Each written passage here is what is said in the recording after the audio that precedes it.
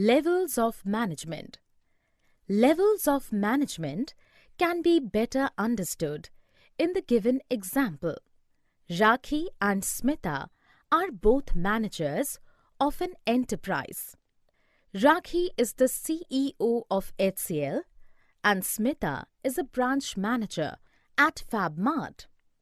They both serve in different hierarchy of HCL. Levels of management. For better understanding, the term management can be divided into 3 levels: lower, middle and top levels. Top level management. They consist of the senior most executives of the organization by whatever name they are called. They are usually referred to as the chairman, the chief executive officer, chief operating officer, president and vice president. The top level management is responsible for the planning of activities. They plan things accordingly and communicate the same to the middle level management. Middle level management. Middle level management is the link between top and lower level managers.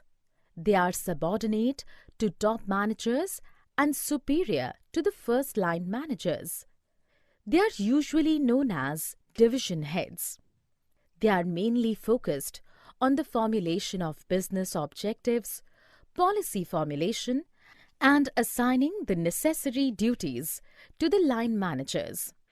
Supervisory or operational management. Foremen and supervisors comprise the lower level in the hierarchy of the organization. Supervisors directly oversee the efforts of the workforce. Their authority and responsibility is limited according to the plans drawn by the top management. Supervisory management plays a very important role in the organization since they interact with the actual workforce and pass on instructions of the middle management to the workers.